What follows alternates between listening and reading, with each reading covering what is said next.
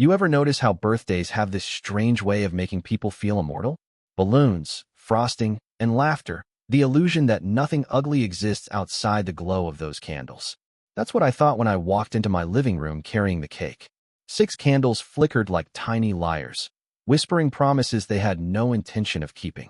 My son, my 6th, God bless the chaos, was grinning wide, cheeks puffed like 2 proud balloons as the guests crowded around. Friends, neighbors, a couple of people whose names I only half remembered, but whose judgment I could feel in the way their eyes lingered on my old shoes. My wife stood near the window, wine glass in hand, looking like she'd been carved out of every Pinterest board I'd never had time to care about. Her smile was flawless, but it wasn't for me. It hadn't been for years. "Daddy made a movie," my boy announced, bouncing like a spring on sugar. And that, ladies and gentlemen, was the match hovering over a lake of gasoline. I nodded with the kind of calm that makes people mistake you for content. Inside, my pulse was playing hopscotch. On the TV behind me, the slideshow queued up, a sweet little compilation I'd spent nights stitching together. First ultrasounds, hospital blankets, the trembling way I held him like he was spun glass. My voiceover narrated the milestones. First crawl, first steps, the messy face buried in birthday cake at 1, 2, 3. Each clip landed like a lullaby, softening the room. Guests smiled. Phones came out. My wife dabbed her eyes with a napkin. Picture perfect, wasn't it? Until the last slide hit. White background. Black text. 2 words. Before we continue, the font was clean. Minimalist. No drama yet. Just enough to tug at curiosity. The laughter thinned into murmurs. I heard chairs creak as people shifted forward, sensing the air thicken like soup on a low boil. Then came the scan of a document. A crisp PDF blown up on the screen, my voice calm as a surgeon. 6 years ago, during my wife's IVF treatment, a payment was made. $50,000. To a doctor. From her mother. I let the numbers linger, the kind that make wallets ache even in memory. Then the next line crawled across the screen. Purpose. Genetic substitution. I swear the sound that followed wasn't silence. It was heavier than that. It was gravity learning how to crush ribs. I turned slowly, not for theatrics, but because savoring truth is like savoring whiskey. You don't rush it. My wife's face had gone from rose to sheet white in 2 seconds flat. Her mother froze mid-sip, lipstick smearing the rim like a crime scene. And then, the part that burned hotter than any betrayal, no one gasped. Not one single jaw dropped. Instead, the guests exchanged these tired, knowing glances like a jury that had already reached its verdict months ago. Then my father stood up. Calm, almost bored, like a man announcing a golf score. He smoothed his jacket, looked me dead in the eye, and said, "It's no secret. Everyone knew. Look at you." He gestured at me with that same dismissive flick he used when I failed to throw a perfect spiral at 12. "It's forbidden to reproduce with such weak genes." There it was. Forbidden. Like I was some defective prototype they'd let linger too long on the assembly line. My ears rang. My pulse hit a note I hadn't heard since my wedding day. Right before the preacher asked if anyone objected, and no one had the decency to speak up. I swallowed hard. Managed a smile sharp enough to cut through the hush. "Really?" I said softly, tasting the word like poison candy. "Really?" And that, my friends, was when I reached for the envelope under the cake stand, the one holding my real present. The trump card. My nuclear option, gift wrapped in truth so dark it would make the devil blush. But we'll get there. For now, picture me standing in that living room, one hand resting on the edge of the table, the other clutching that envelope like it contained the cure for being underestimated. The room didn't know it yet, but the party wasn't about balloons anymore. It was about detonations. And I was just warming up. You ever watch a forest fire on TV? How it starts as a soft orange flicker, almost beautiful, before it eats the whole damn horizon. That was the vibe when I slid that envelope across the table. Slow, steady, like a poker player holding 4 aces and a vendetta. People leaned in, phones tilted just slightly, because God forbid a scandal happens without Instagram catching a whiff. My wife whispered my name, her voice trembling like a cheap chandelier in an earthquake. She didn't dare move, though. Nobody did. Predators freeze their prey. Prey freezes itself. I tapped the envelope twice, the way my father used to tap his whiskey glass when he wanted silence. Old habits die hard, especially when they smell like revenge. "This," I said, voice smooth enough to butter toast, "is what happens when you build a family on lies." Then I opened it, not with a rip, with precision. like a man performing surgery on the corpse of his own illusions. Inside was a single sheet, heavy stock, the kind lawyers like because it feels like authority in your hands. I held it up high so the light hit the embossed seal. Legal guardianship transfer. I read aloud, savoring every syllable like a sommelier with a $500 Cabernet. Effective 6 months ago. My eyes scanned the room, daring anyone to blink wrong. Signed by me, notarized, and very, very binding. The ripple that went through the guests wasn't shock, it was recognition. Like they'd been expecting a punch, but didn't know I had brass knuckles under the glove. My wife's lips parted, maybe to argue, maybe to beg, but I kept going, voice rising just enough to slice through her gasp. You see, when you switched my DNA, when you played Frankenstein with my bloodline, you didn't just steal a child. You signed away the only leverage you ever had. That's when her mother dropped her wine glass. It didn't shatter dramatically, just a dull, pathetic thud on the rug, leaving a stain that would outlast her dignity. I turned back to the crowd, because if they were going to witness history, they might as well get the director's cut. 6 months ago, I changed the terms. My name isn't just on the birth certificate. It's on the legal guardianship papers. Sole custody. You know what that means. Blank stares. A few gulps. One guy in the back whispered, "Holy," before biting his lip. My dad just smirked, like he'd been waiting for his line in the script. Means, I said, leaning in. This house, this life, this child. You tried to make me irrelevant, but instead, you made me untouchable. You all played God and forgot the devil keeps receipts. I let that hang. Like smoke. Like judgment. And then my father. Oh, he couldn't resist, he chuckled. Actually chuckled, like a man who'd just seen a magic trick but still believed he owned the rabbit. Son, he said, voice dripping with the same contempt that had raised me. You think a piece of paper makes you powerful? You've always been the weak link. That's why your wife found an upgrade. The guests murmured like a hive, buzzing louder by the second. My wife stared at the floor, frozen, while her mother clutched her pearls so hard I thought they'd pop like popcorn. My boy, God love him, just kept playing with his toy truck, blissfully unaware that the tectonic plates of his life were grinding. I smiled at my father. Not a polite smile. The kind of smile wolves wear when they've stopped running. Upgrade, huh? I said. Let me show you what an upgrade really looks like. And that's when I reached under the table, not for another envelope. For something bigger. Something that would take the entire family mythos, chew it up, and spit it back out in Technicolor. Ever notice how a room can go from a party to a courtroom without anyone moving an inch? That was my living room. Balloons sagging like they'd just heard a bad diagnosis. Guests sitting so still you'd think they were waiting for the jury to come back with a verdict. And my father? Oh, he was grinning now, like a wolf that had finally cornered the lamb. He leaned back, arms crossed, radiating smugness like it was his cologne. Come on then, boy, he said. Let's see this upgrade. Give us a show. I nodded slowly, that calm before the storm kind of nod. A show? I said. Sure.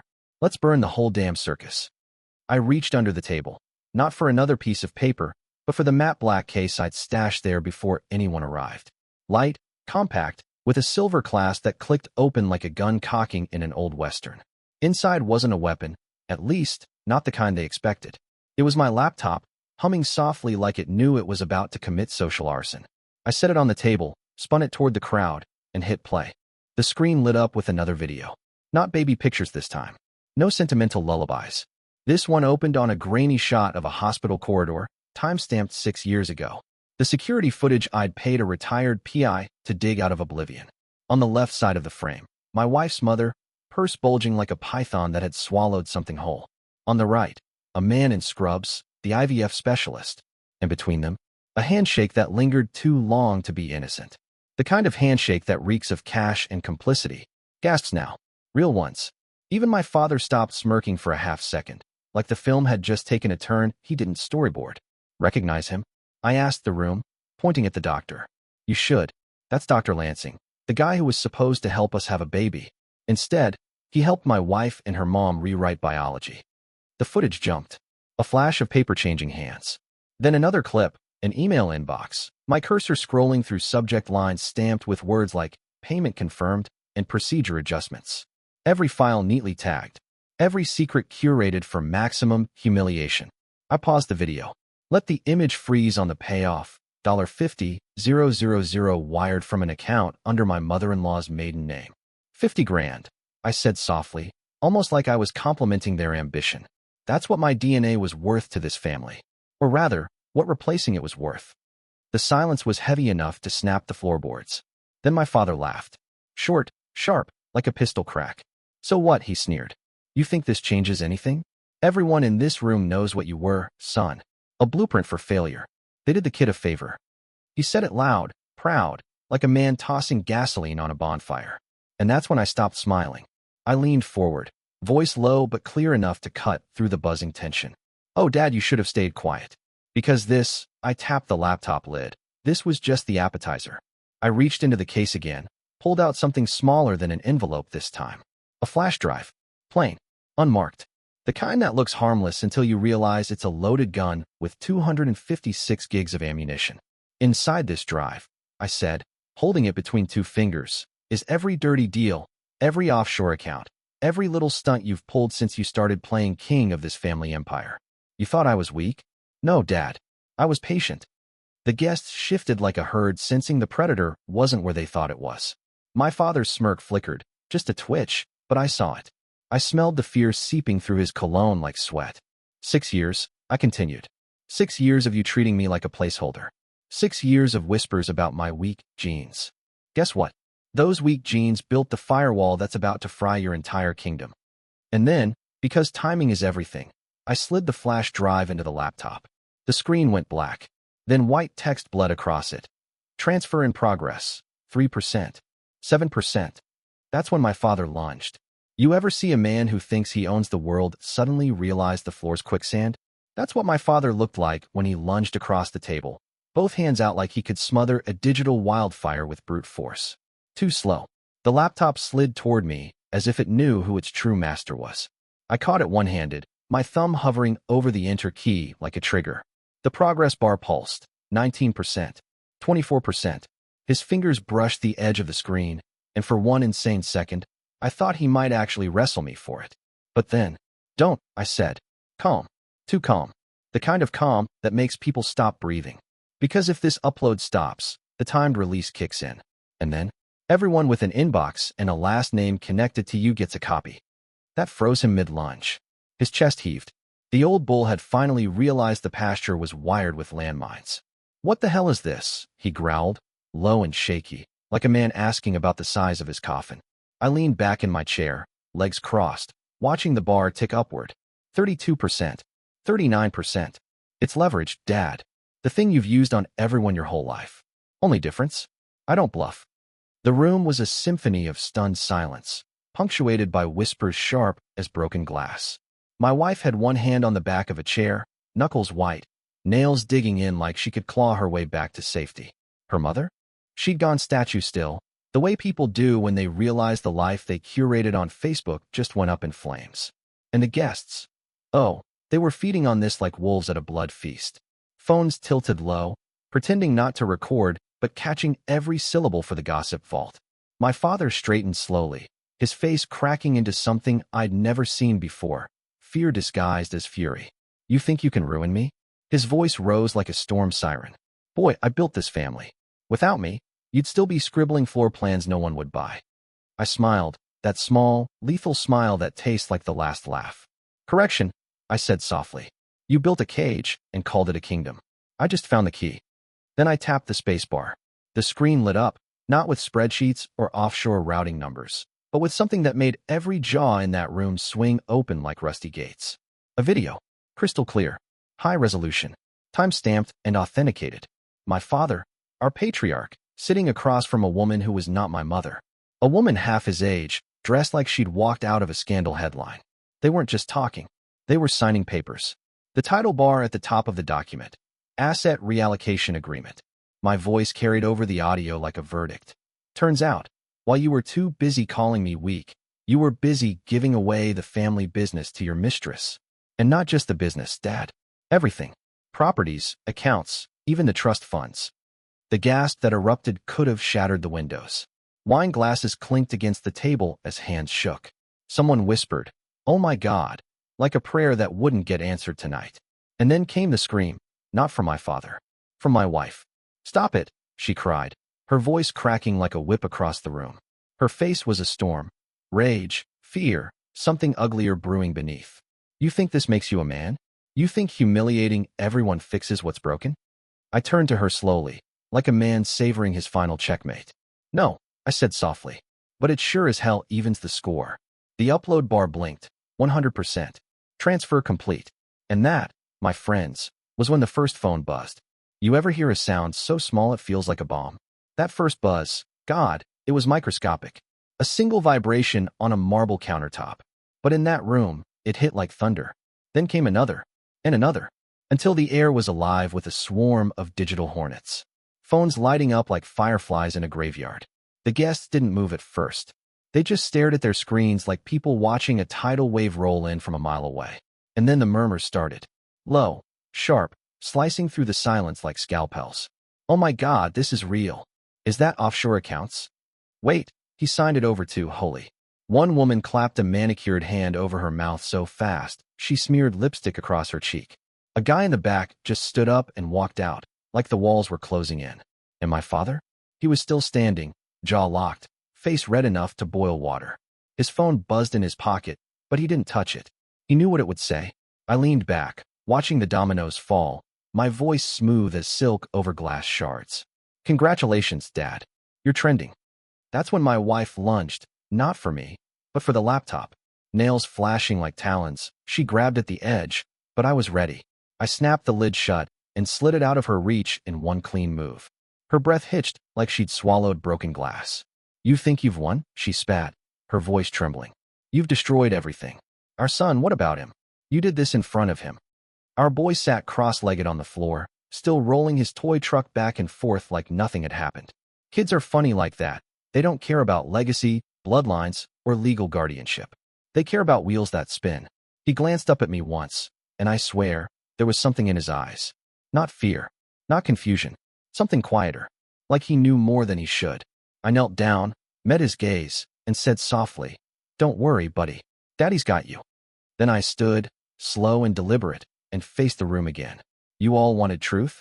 I said, my voice rising just enough to drown out the whispers.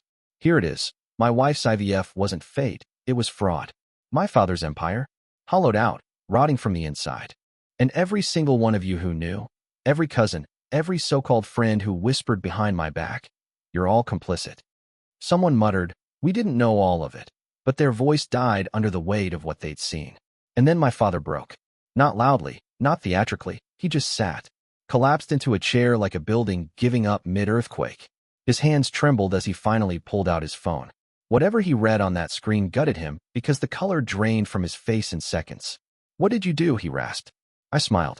Just copied the playbook, Dad. You always said a man should protect his assets. Guess what? I learned from the best. Then came the second wave. Notifications. Hundreds, maybe thousands, pinging in like gunfire. Group chats exploding. Business partners calling. Reporters emailing. My father's kingdom wasn't crumbling. It was imploding in real time. And my wife, she tried one last card. Tears. Real or fake, I'll never know. Please, she whispered, grabbing my arm like a drowning woman clutching driftwood. We can fix this. Just stop it. I looked down at her, my face a mask she couldn't read anymore. Fix it, I said softly. Sweetheart, this is the fix. Then I pulled my arm free, turned toward the door, and left them in that collapsing cathedral of lies, phones buzzing like church bells for a funeral no one wanted to attend. But I wasn't done. Not yet. Because in my pocket was another drive, the one that didn't just hold dirt on my father. It held everything on her. And the next move? That was going to make this night look like a warm-up act. You ever hold something so small that it feels impossible for it to carry that much ruin? That's what the second flash drive felt like, barely the size of my thumb, yet heavier than a confession booth on Judgment Day. It sat in my pocket, warm against my leg like a secret whispering. When you're ready, I'll burn it all. I walked out the front door, the cool night air hitting my face like applause after the final act. Behind me, the party had collapsed into chaos, shouts, buzzing phones, my father barking orders that sounded more like prayers. My wife's voice cut through it all once. Don't you dare leave. Hi, brittle, breaking. I didn't look back. Never give a stage to an actress when you own the script. I slid into my car, closed the door, and let the silence cocoon me. My hands didn't shake. Not once. I just reached into my pocket and pulled out that second drive, holding it up under the dim glow of the dashboard light. Plain, unmarked, dangerous as sin. See, the first drive was about exposure. My father's empire, his offshore accounts, his mistress siphoning assets like a vampire in Prada. That was the grenade. But this was the nuke. Because this drive didn't just contain receipts. It contained voices. Every late-night call she thought was private. Every whispered plan to siphon money from accounts I'd opened for future savings. Every time-stamped conversation with a man whose name she never said aloud, but whose face I'd seen once, in a grainy security clip outside a hotel 2 towns over. And then there was the video. Oh, that beautiful, damning little clip, shot 6 years ago in a sterile clinic room, her hand clasped in his as the doctor explained the substitution process. Her mother in the corner, nodding like a mob boss approving a hit. And at the end, when the doctor left and they thought they were alone, his voice, low, smug, whispering, "He'll never know." Her laugh following like broken glass under bare feet. "Guess what, darling? I know. And soon, so will everyone." I leaned back, engine idling, while their house behind me pulsed with panic like a dying star. Part of me wanted to hit play right then. Upload everything. Let the internet chew on their bones before dessert was even cleared from the table. But no, that would be mercy.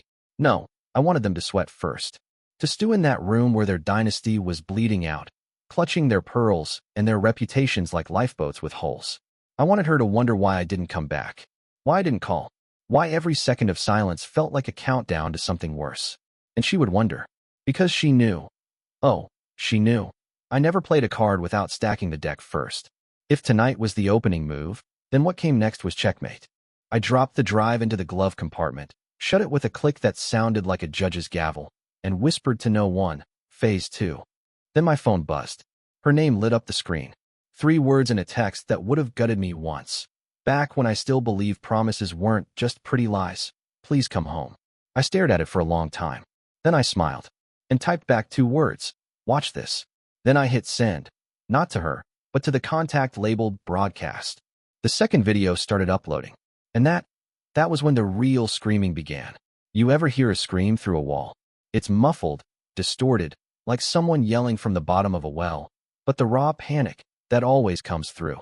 That's what I heard from my car as I sat at the curb, watching their house glow warm and golden like a postcard from hell. The second video was live. Not on some obscure burner site, either. I didn't bury this in the dark corners of the web like a coward. No, I went for the main stage. Every family WhatsApp thread, every local Facebook group, every business partner email list, every friend who'd ever hit like on her curated little life. A cascade of notifications firing out like tracer rounds in the night. My phone blew up with the first alert, upload complete. Then came the ripple effect. Dings, pings, that sharp vibration in my palm, one after another, like applause from ghosts. Inside that house, I imagined the exact moment the feed hit their screens. Her face frozen in that sterile clinic room, fingers entwined with her lover's while the doctor spoke in his bland, clinical tone about genetic substitution. Her mother's voice chiming in, cheerful, conspiratorial, like they were picking out wallpaper instead of rewriting a bloodline. And then, the line that would live in infamy, "He'll never know." His voice, smug, certain, like a man who thought secrets were made of steel, not glass. Only now, that glass was in shards, scattered across every screen from here to Kingdom Come. The first call came 30 seconds later. Unknown number. I let it ring. Then another. And another. My dashboard lit up like a Christmas tree wired by a pyromaniac. I ignored them all, eyes fixed on the analytics counter climbing higher than my father's blood pressure on bad whiskey. By the time it hit 5,000 views, the screaming inside had turned into something worse. Silence. The kind of silence that sucks the air out of a room, that tells you people aren't just shocked, they're drowning. I pictured my father hunched over, face pale, phone buzzing like an angry hornet nest. His empire bleeding out in real time, partners pulling out faster than rats off a sinking ship. Every secret he'd buried under marble floors and mahogany desks, now stripped bare under fluorescent lights. And my wife? I could see her too, on her knees, maybe, clutching that perfect blowout like it was a rosary, mascara running like tire tracks down her cheeks. Because this wasn't just humiliation, it was obliteration. No spin, no PR, no crocodile tears could sew this carcass back together. And yet, even in that moment, Even as their little Versailles of lies crumbled brick by gilded brick, I wasn't done. No, because the final nail wasn't in the broadcast. It was in the clause they all signed without reading, buried deep in those legal guardianship papers like a landmine in a rose garden. I glanced at the manila folder on the passenger seat. My ace. My full stop. The thing that turned all their betrayals into nothing more than smoke in my rearview mirror. Before I left, I'd filed it. Effective immediately. While they were busy playing God, I became the law. I started the car, engine purring like it knew we were about to commit one last holy sin. And as I pulled away from the curb, leaving behind the glow of that collapsing cathedral of hypocrisy, my phone buzzed again. This time, it wasn't a call. It was a message from my attorney. It's done. You have sole custody. And just like that, the night stopped feeling like vengeance. It started feeling like freedom. Freedom doesn't roar. It whispers.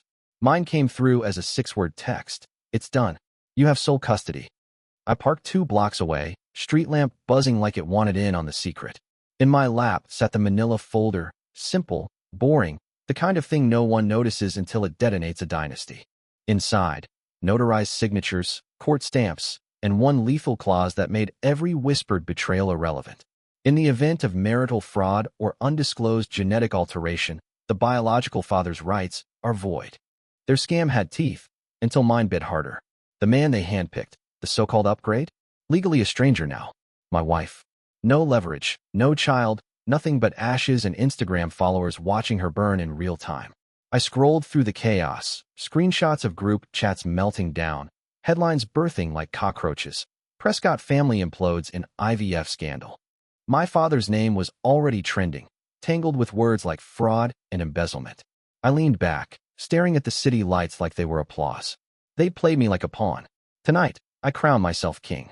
But the game wasn't over. Not yet. There was one last call I had to make. One voice I needed to hear crack. I dialed her number. When she answered, breath ragged, I said 4 words. Calm, cold, final. He's my son now. And then I hung up.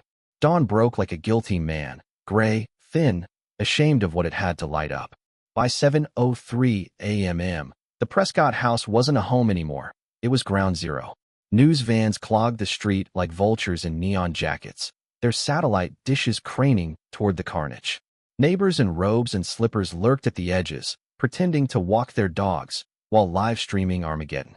The headlines had already gone nuclear. Prescott patriarch caught in offshore scheme. Mistress named beneficiary. IVF scandal. Heiress swapped husband's DNA during treatment. Family dynasty shattered after viral video confession. I read every one with the same detached calm you feel when watching a movie you've already seen twice. Because this wasn't shock to me. This was architecture. Every beam, every crack, calculated. At 8:12 a.m., my phone lit up with the first real consequence. A push alert from the ledger. My father's photo, gray suit, smug grin from better days, splashed under the headline. SEC investigates Prescott Holdings. That was fast. Faster than even I expected. When you feed the wolves, they don't walk, they sprint. I imagined him then, in his leather chair, or maybe not. Maybe he was still in last night's suit, slumped on the edge of the bed, staring at a phone hemorrhaging bad news.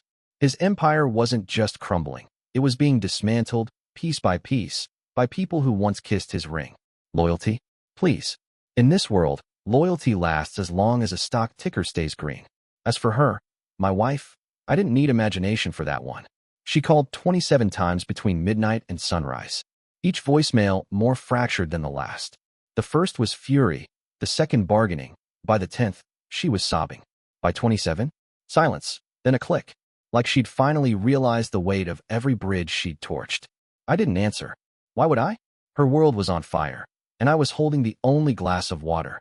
And then came the part they didn't see coming, the part even I saved for last. At 9 a.m., while the talking heads speculated and my father's lawyers tried CPR on a corpse, an email went out from my attorney to every trustee, board member, and blood relative with an ounce of entitlement left in their veins. Effective immediately, custody of child's full name is granted solely to my name, per executed guardianship and fraud contingent clause dated 6 months prior. One sentence. That's all it took to turn my son from their bargaining chip into my cornerstone. No appeals. No second chances. Ironclad as the vault they used to keep secrets in. By 9:15, my phone buzzed again.